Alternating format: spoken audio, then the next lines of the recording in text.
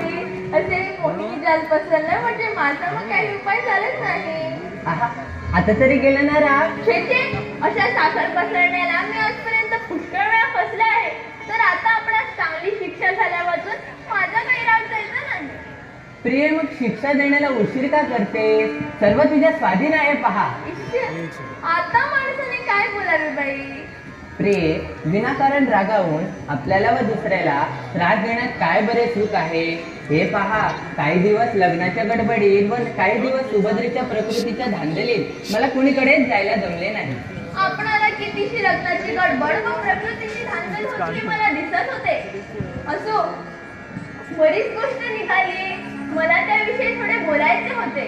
मात्र मी जे जे विचारेन ते सगळे मोकळ्या मनाने मला सांगितले पाहिजे. जाऊ दे आता, ही गोष्ट नको. रात्र फार झाली नाही का आता? हो हो, ते किती पाहिजे तितकी. आता खरोखरच तुझ्या इच्छेप्रमाणे सर्व सांगते. पण तू राग सोडून इकडे येऊन बैस पाहू. आपण नीटपणे बोलल्यावर मला काही राग नाही. बरे, तुझे म्हणणे तरी कळू दे. वंशाच्या मनातून फक्त अर्जुनालाच म्हणायचे आहे आणि ती आशाही आपणच त्यांना लावून दिली आहे. तर कोणत्याही प्रकारे वंशाचे मनोरथ पूर्ण होईल आणि असे झालेच पाहिजे. बरे, तुला इतके सांगितले म्हणजे पुरे आहे की नाही की मी त्याच पटपटीत आहे. बहुशा ताईच्या मनासारखेच होईल. असे मोघम आशीर्वाद नकोत. आपण खरोखरीच त्या खटपटीत आहात अशाविषयी माझी खात्री झालीच पाहिजे.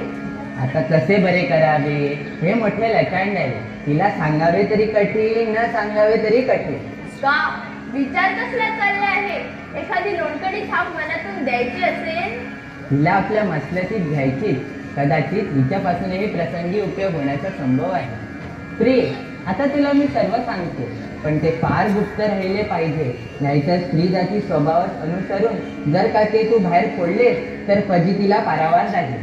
प्राणनाथ, आपल्याला इतके दिवस अनुभव असून सामान्य स्त्रियांची व माझी बरोबरी करून संशय घेता हे काही मला चांगले वाटत नाही. तसे नव्हे प्रिये, ही गोष्ट फार जोखमीची आहे. म्हणून चांगला बंदोबस्त राहण्याकरिता तसे बोलणे भाग आहे. बरे, आता विलंब का? असे काय मोठे गुप्त आहे ते सांगावे.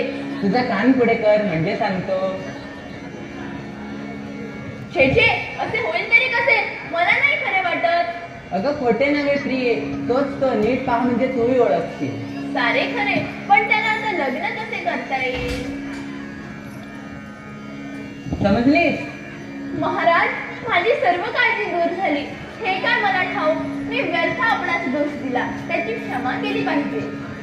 अगं अगदी पहाट झाली. बोलण्याच्या नादात रात्र कशी सरली हे कळलेच नाही. हा पहा पहाटेचा सोगडा देखील सुरू झाला. बाई खरे, तर आता जाऊ द्या मला. अंग धुवून मामांजी आणि सासूबाई येथे दर्शनास जाण्याची वेळ झाली. ठीक आहे. या वेळेस काय मोज दिसते आहे पहा.